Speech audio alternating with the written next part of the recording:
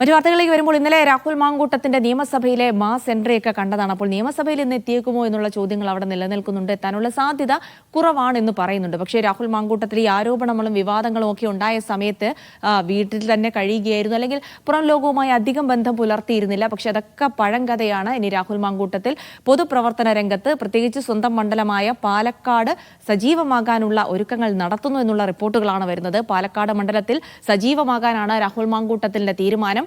Revenue അസംബ്ലിയിൽ പരിഗണിക്കേണ്ട വിഷയങ്ങൾ ചൂണ്ടിക്കാട്ടി റവന്യൂ മന്ത്രിക്ക് കത്ത് നൽകി. പാലക്കാട് സുന്ദരം കോളനിയിലെ പട്ടയ വിതരണം അടക്കമുള്ള വിഷയങ്ങൾ ചൂണ്ടിക്കാട്ടിയാണ് കത്ത്.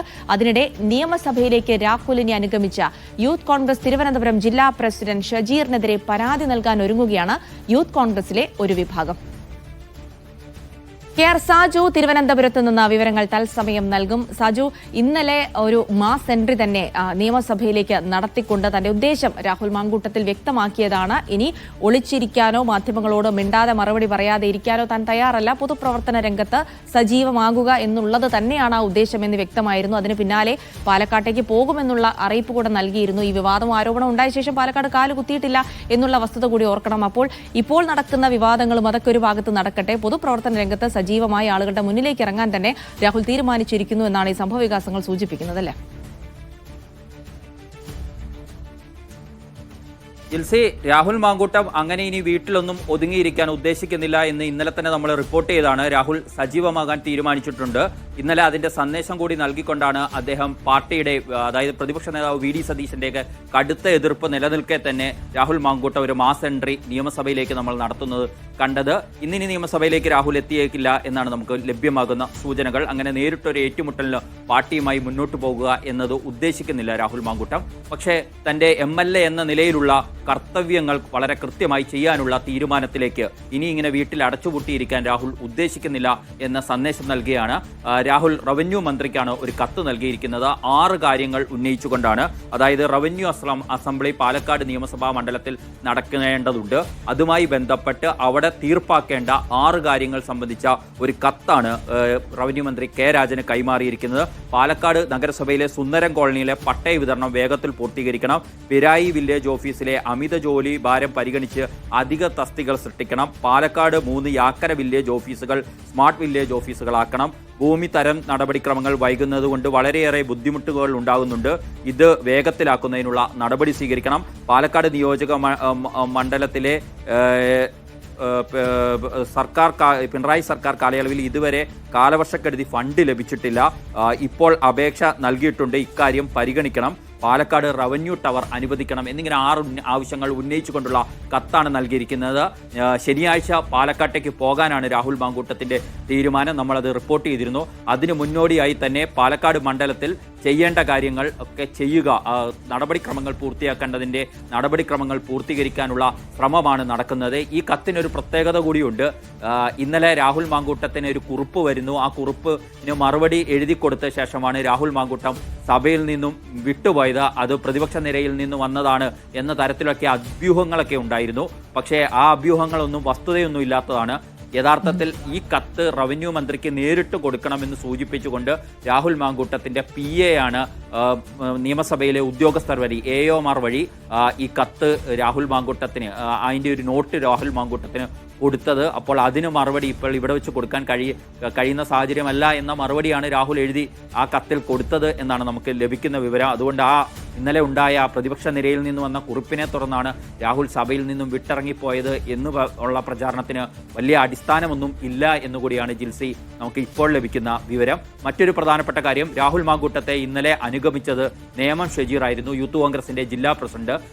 അതിനെതിരെ യൂത്ത് കോൺഗ്രസിന്റെ തിരുവനന്തപുരത്തെ നേതാക്കൾക്കിടയിൽ വലിയ ഭിന്നത രൂപപ്പെട്ടിട്ടുണ്ട്. തെറ്റായ സന്ദേശം പാർട്ടിയുടെ പിന്തുണയോടുകൂടിയാണ് രാഹുൽ സഭയിലേക്ക് എത്തുന്നത് എന്ന നിലയിൽ വ്യാഖ്യാനിക്കാൻ ഇടവന്നു നേമം ഷജീറിന്റെ സാന്നിധ്യം. അതിനാൽ നേമം ഷജീറിനെതിരെ ഒരു വിഭാഗം KPCCക്കും KPCCയുടെ അച്ചടക്ക സമിതിയുടെ ചെയർമാനായ തിരുവഞ്ചൂർ രാധാകൃഷ്ണനും പരാതി നൽകാൻ വേണ്ടി ഒരുങ്ങിയാണ്. നേമം ഷജീറിനെതിരെ നടപടി ആവശ്യപ്പെട്ടുകൊണ്ടാണ് ആ പരാതി. പക്ഷേ വലിയ കാര്യമൊന്നുമില്ല, ഉണ്ടാവുമെന്ന് പ്രതീക്ഷിക്കേണ്ട ആ നടപടിക്ക് മേൽ. കാരണം ഇന്നലെ തന്നെ KPCC അധ്യക്ഷൻ സണ്ണി ജോസഫ് നേമം ഷജീറിന്റെ സാന്നിധ്യത്തെ അവഗണിക്കുകയാണ് ചെയ്തത്.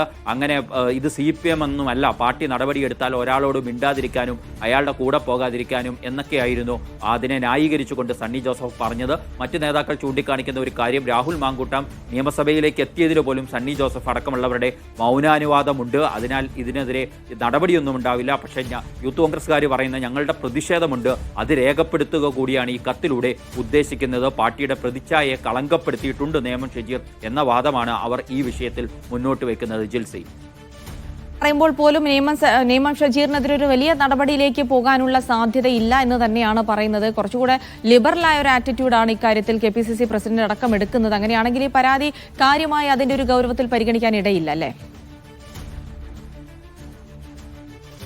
ഈ പരാതിയെ ഒരു ഗൗരവത്തിലൊന്നും എടുക്കാൻ സാധ്യതയില്ല. ഇന്നലെ തന്നെ നമ്മൾ ആവർത്തിച്ച് ചോദിച്ചപ്പോഴാണ് സണ്ണി ജോസഫ് ആ വിഷയത്തിൽ മറുപടി പറയാൻ തുടങ്ങിയത്. ആദ്യം ഇത് മറുപടി അർഹിക്കുന്നില്ല ഈ ചോദ്യം എന്ന് പറഞ്ഞു. എന്തുകൊണ്ട് മറുപടി അർഹിക്കുന്നില്ല എന്ന് തിരികെ ചോദിക്കുമ്പോഴാണ് സണ്ണി ജോസഫ് പറയുന്നത്, വളരെ ക്ഷുഭിതനായിട്ട് സംസാരിക്കുന്ന രീതിയിലായിരുന്നു അദ്ദേഹം അതിന് മറുപടി പറഞ്ഞത്. ഇത് CPM ഒന്നുമല്ല, MVRനെ പുറത്താക്കിയപ്പോൾ അദ്ദേഹത്തോട് മിണ്ടാതിരുന്ന പോലെ വിലക്ക് കൽപ്പിക്കാനോ അല്ലെങ്കിൽ ഒപ്പം പോകരുതെന്ന് പറയാനോ സംസാരിക്കാതിരിക്കാനോ എന്ന ഒരു നിലപാടാണ് സ്വീകരിച്ചിരിക്കുന്നത്. അതായത് നേമം ഷജീറിനെതിരെ അവഗണിക്കുക. ഇന്നലെ അതുപോലെ തന്നെ KPCCയുടെ 2 വർക്കിംഗ് പ്രസിഡന്റുമാരോടും നമ്മൾ ഇതേ ചോദ്യം ഉന്നയിച്ചിരുന്നു, AP അനിൽകുമാറിനോടും PC വിഷ്ണുനാഥിനോടും. അവർ രണ്ടുപേരും ഇതൊന്നും ഞങ്ങൾ അറിഞ്ഞിട്ടില്ലേ എന്ന മട്ടിൽ അവഗണിക്കാൻ ശ്രമിക്കുകയാണ് ചെയ്തത്. സ്വാഭാവികമായി ഇപ്പോൾ പരാതിയുമായി പോകുന്നവർക്ക് പരാതി കൊടുക്കാമെന്നല്ലാതെ അതിന്മേൽ വലിയ നടപടികളിലേക്കോ അല്ലെങ്കിൽ ഏതെങ്കിലും അർത്ഥത്തിലുള്ള പരിശോധനകളിലേക്കോ ഒക്കെ KPCC നേതൃത്വം കടക്കുമെന്ന് തോന്നുന്നില്ല. രാഹുൽ മാങ്കൂട്ടവുമായി ബന്ധപ്പെട്ട വിഷയങ്ങളൊക്കെ അവഗണിച്ച് മുന്നോട്ട് പോകുക, ഇപ്പോൾ നിയമസഭയിൽ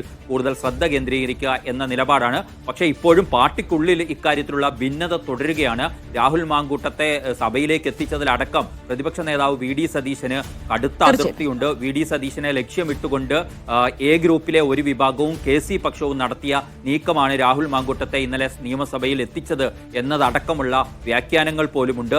VD സതീശൻ അനുകൂലികൾക്കും ഇക്കാര്യത്തിൽ കടുത്ത അതൃപ്തിയുണ്ട്. പാർട്ടി ഒരു നിലപാട് സ്വീകരിച്ചതിന് ശേഷം മറ്റൊരു രീതിയിൽ നേതാക്കൾ പെരുമാറുന്നത് ശരിയല്ല, അല്ലെങ്കിൽ മറ്റ് രീതിയിലുള്ള പ്രോത്സാഹനങ്ങൾ ഇത്തരക്കാർക്ക് നൽകുന്നത് ശരിയല്ല എന്നതടക്കമുള്ള അഭിപ്രായങ്ങൾ കോൺഗ്രസിനുള്ളിൽ തന്നെ ഉയർന്നു വരുന്നുണ്ട്. ഇതിലുള്ള 2 തട്ടിലാണ് ഈ വിഷയത്തിൽ ഇപ്പോഴും കോൺഗ്രസ് നിലകൊള്ളുന്നത്, കോൺഗ്രസിലെ നേതാക്കൾ നിലകൊള്ളുന്നത് എന്നുള്ളതാണ് വസ്തുത. ജിൽസി.